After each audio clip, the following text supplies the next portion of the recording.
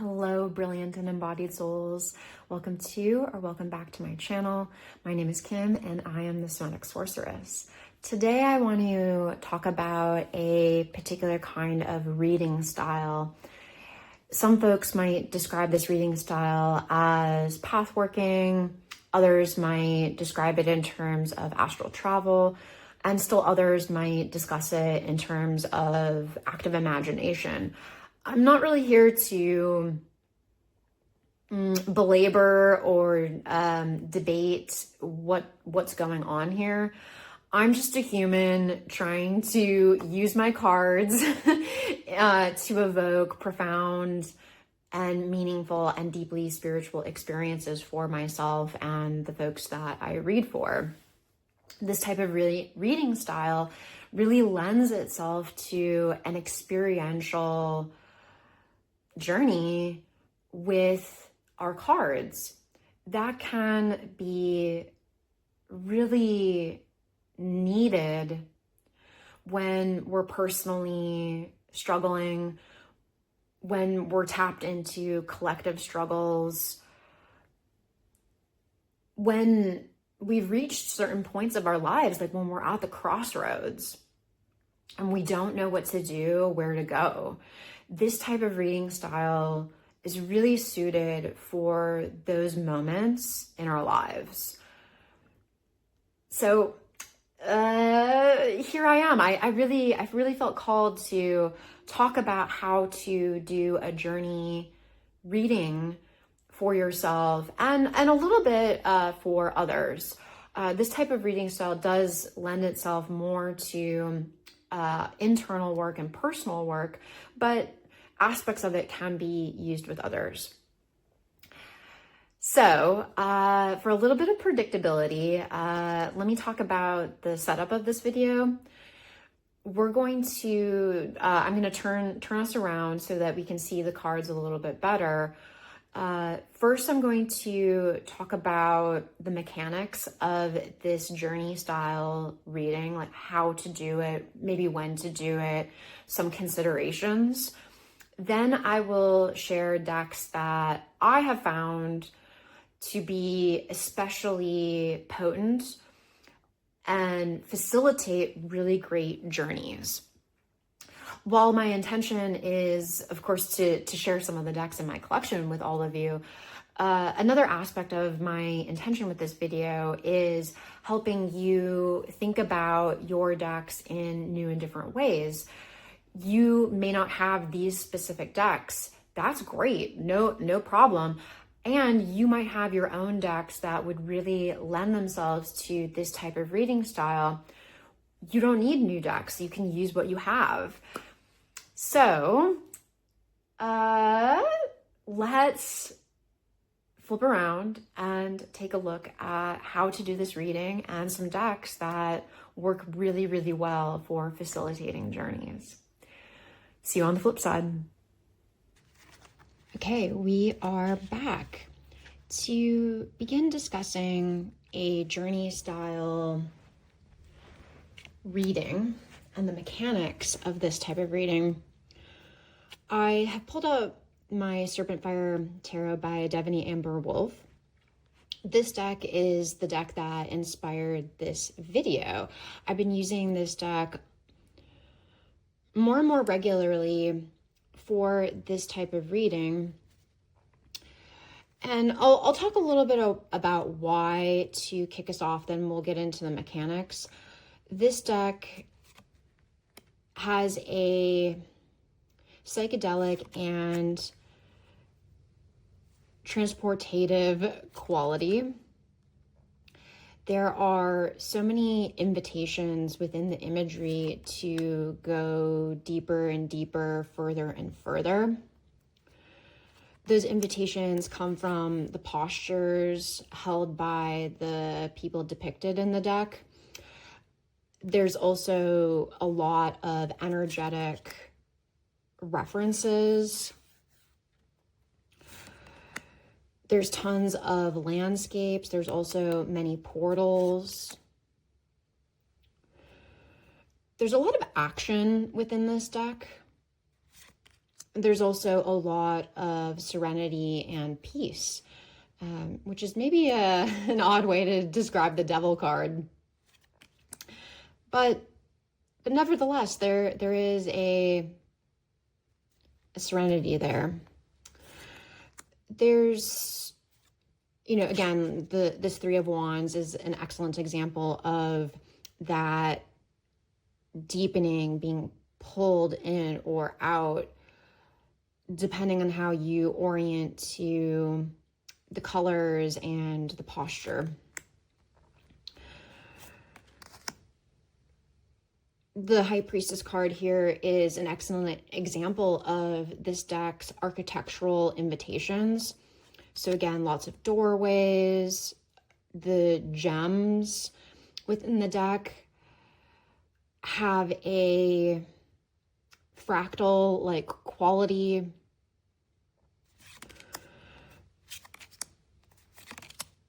It's so potent. It's a really, really potent deck to go on a journey with. So, to kick us off, those are some of the qualities that I would look for in a really excellent journey deck. We'll get into some of the other qualities after I discuss the mechanics. Okay, so I'm just going to do a little shuffle for us. This is not going to be a collective reading, but just more a demonstration.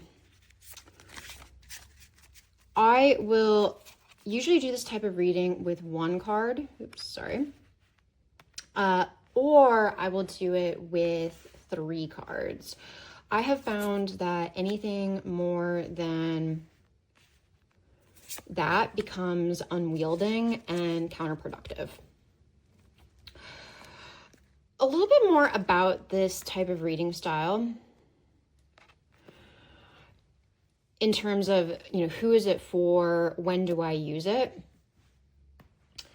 I will use elements of this reading style when reading for others. However, primarily this reading style I use for myself because it is so experiential and intimate and personal. A journey reading style lends itself to deep inner work. But again, I'll talk about the layers of this reading style. So with these 3 cards, let's first and foremost talk about how you can read this, or use this reading style for other people, or perhaps the more surface level of this type of style. I will look at these, if I'm using 3 cards, I will look at this in terms of a story with a beginning, middle, and end. Journeys, of course, have beginnings, middles, and ends, which, like loop it back on each other, see infinity sign, all that good stuff. And yet it's helpful to break it down into beginning, middle, and end. There's a energetic flow that I look for when using this reading style in a more surface level, perhaps intellectual kind of way. And again, we'll get into the deeper experiential level momentarily. But if I'm reading for somebody else, I will look for gateways. The Temperance card here is a great example. There's this gateway and all of these energetic chakra referencing circles. For me, this card, because it is Temperance, I bring in my intellectual knowledge of the tarot and see this as a alchemization of the energy, and it is moving up into this light. If I follow this light and take it into the Emperor card, here again, we have this reference to these chakras, and it's going into this circle that is very geometric. Then if I follow it into the Wheel of Fortune, we have another circle that is like spreading out. And there's a sense of change, a sense of surrendering to the ups and downs of life. So this energetic journey that I took through the cards, using the imagery to bring me using the imagery of this card to bring me into this card, into that card. This can add a potent dimension when reading for others or for myself in a, again, still very aware of tarot meaning, still very aware of my cognitive associations. And this way of describing the mechanics is still, it's not especially experiential. Let's pull out some other cards to take a look at the next layer of depth, if you will.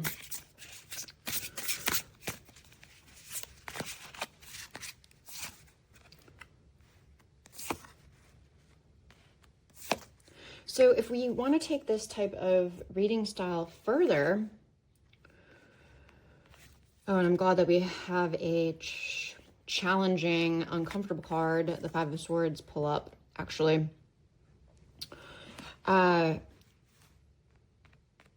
Because, this card reminds me that in this type of reading style, we can set out to do this type of reading style with intention. Other times we can intuitively feel that this type of reading style could serve us.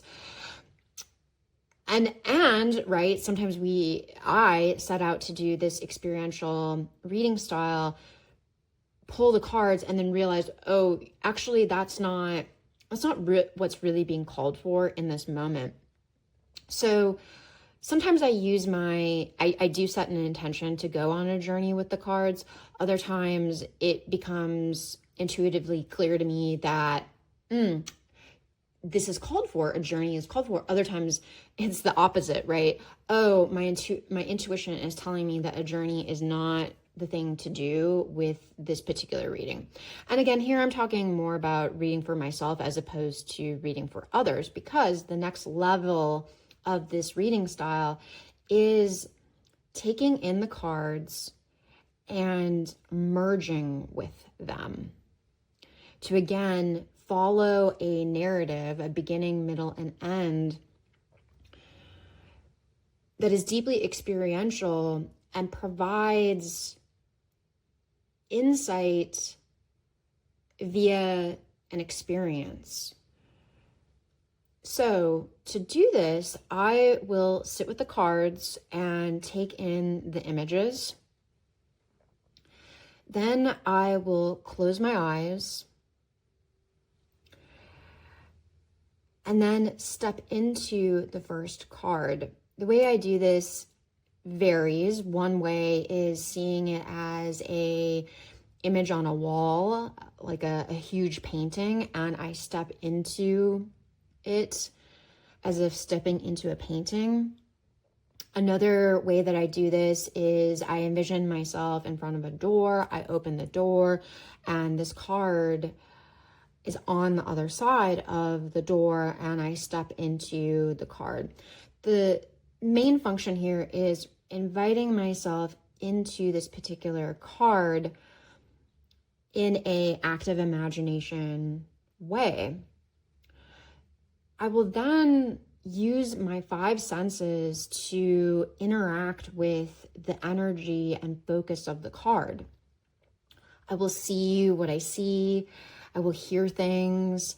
I will taste things, smell things, and sense things within my body, even though this is a very psychological, psychic activity. Using my five senses, I get a sense of what this character or what this geometric situation is offering me. The insights that I receive are often in keeping with the theme of the card. So Five of Swords, I step into this card, I feel a sense of overusing my mind as an example, putting an emphasis on being right. And in realizing that, I realize I need to change my thought patterns. I transition into the Justice card. I sit with the balance of what is right, what is fair, what is truth, what is karma. Justice, Mahat, in this instance, guides me in terms of justice, in terms of the question and the situation. Then the Queen of Swords, Mahat might take me to this landscape where I meet the Queen of Wands. And the Queen of Wands shows me how to transmute thought patterns and my sense of right and wrong into action, let's say. Now, that might not actually be the journey that I discover. I was just merely plotting this out, knowing the cards to demonstrate to you. But as I said, this is a deeply experiential process because I'm really in this desert. I mean, not really, but psychologically, I'm in this desert within my active imagination, interacting with the Queen of Wands, who is able to give me great insight in a profound and meaningful way.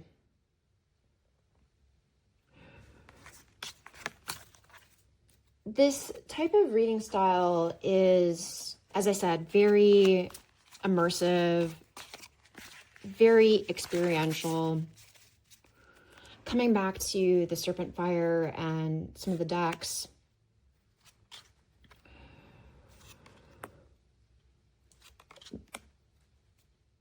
some decks really want to go on journeys with me. The Serpent Fire is one of those decks.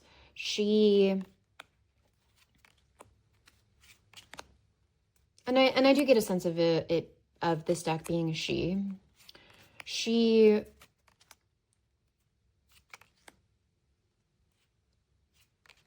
wants to connect me to cosmic energies. Her personality is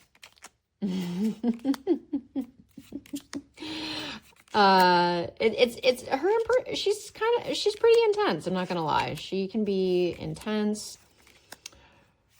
All the reds and fuchsias and saturated colors lend to that intensity. That is only one type of deck to do a journey with. Let's talk about some of the other decks within my collection that have really stood out in terms of journey work. And again, my intention is to, yes, talk about decks with you because I love doing that, and talk about how to use decks. So another type of deck that could be really great for journey work are botanical decks. Here I have the Magical Botanical Oracle by Maxine Miller and Christopher Penzag. It comes with this awesome guidebook, which is packed full of valuable information about plant spirits, working with them, their magical properties, as well as their divinatory properties. Christopher Penczak talks about stepping into these cards within the guidebook, actually, and interacting with the plant spirits as a way to get to know them before even reading the guidebook, which is another point of reference back to the mechanics of doing this type of reading style. I prefer to have the experience interact with the energies and messages of the cards. Then I might reference the guidebook if I feel so called at the end of the journey or after the journey has concluded. Generally, I don't reference the guidebook at that point. I just let it stand. But sometimes that can be valuable. Journeying with plant spirits has been very profound for me. I don't really consider myself a especially green thumb kind of person. and yet my relationship with plants has started to shift and change because of this deck and doing journey work with the plant spirits found within this deck. I feel more comfortable having done that type of work using this deck, doing that out in the wilds of my life when I say go for a hike and interact with actual plant spirits. So that's pretty cool. The next type of deck, a word about the personality of this deck. It's highly varied depending on the plant, which is fascinating. There's so many different aspects of experience within this deck. Baneful, spiky, harsh energies, as well as benevolent, sweet, sensual energies. I do prefer oracle decks that have a range. Okay, let's talk about a similar but different type of deck to do journey work with. Here I have the Oracle of the Micro Patterns by Regina LaRocca. I don't get along with this guidebook. There's, for whatever reason, when I turn to this guidebook, I start to feel confused. So this deck is especially potent for me with this type of reading style because I get a lot of information. I get the oracle messages. I get the insights and the takeaways by stepping into the cards and interacting with the spirits and landscapes represented here. There is a alien quality to this deck.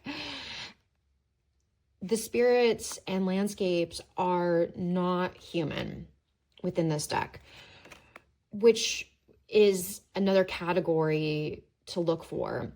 You might have decks within your collection that represent landscapes, non-human entities,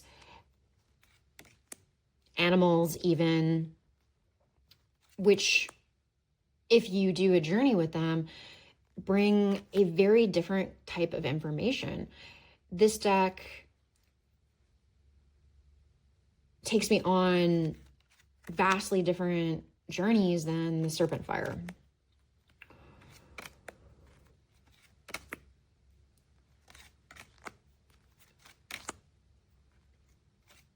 I really enjoy the immersive nature of this deck. And again, its bizarre nature. It teaches me things that humans don't always know. Very cool. Okay. Okay, let's talk about, again, maybe like not so clear abstract decks, using abstract decks for journey work. Here I have the Margaret Peterson Tarot. This is not the latest edition.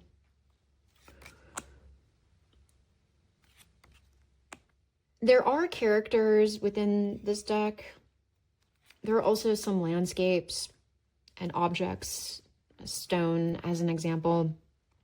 And yet there is a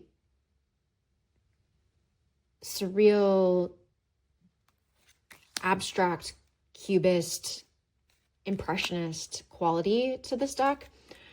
When I journey with this deck, I come to a very different place than any of the other decks mentioned. It's a more mental plane of existence. The messages that I get when journeying here have a lot to do with creativity, where ideas come from, inspiration. Journeying with abstract decks lends itself really well to creativity and could be very supportive for folks who identify as creatives. When I have a creative challenge, I will turn to this deck, other decks too, and do this type of reading, journey with the cards, and often come away with solutions to a creative challenge or block. Working with abstract decks can be challenging and leave us a little cold because there isn't that traditional symbolism. There aren't characters to interact with. Even if abstract decks can be emotive, there still might be a removal within that emotiveness or something standing in the way of that emotiveness. I don't find that to be true with this deck, but other abstract decks that I've worked with, I have found that to be true. So a journey with that type of deck might really shift your relationship with abstract decks within your collection. Okay, let's talk about story-based decks. Here I have the Edmund Duloc Tarot. This is a Lo Scarabeo deck. Edmund Duloc depicted and illustrated all kinds of fairy tales. Traveling or journeying with a fairy tale deck lends itself to that narrative quality that I initially talked about. You can step into a fairy tale, interact with the characters of that fairy tale, and come away with new and powerful insights. You can also come away with a really delightful experience, depending on the story, or a harrowing experience, which parallels what's happening in your life. But again, you know how to handle the situation because you did a journey. Fairy tale decks aren't the only deck or type of deck within this category. A person could use fandom decks. I don't actually have any fandom decks within my collection, although I do have my eye on the Princess Bride Tarot by Insight Editions. Who knows what that will be like, but I could be down. But yeah, you could use fandom decks. Any deck that has a narrative quality would bring you into this specific type of journey. Okay, to conclude our discussion, I want to talk about healing journeys, and I have the Desert Rites Oracle. You can see the authors here. It has similar qualities to the Serpent Fire, very immersive imagery, portals, landscapes. Beyond those qualities, the nature of this deck is slightly fierce and gentle, inspiring. The theme of this deck is all about traveling through the inner desert, discovering what you need to discover in order to heal and grow. Working with a deck that has those qualities can offer it's just so much relief, so much mirroring and support.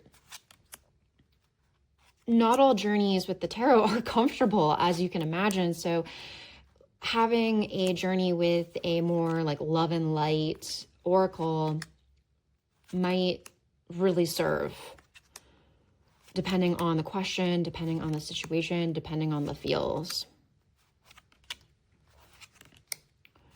The journey work that I have done with this deck has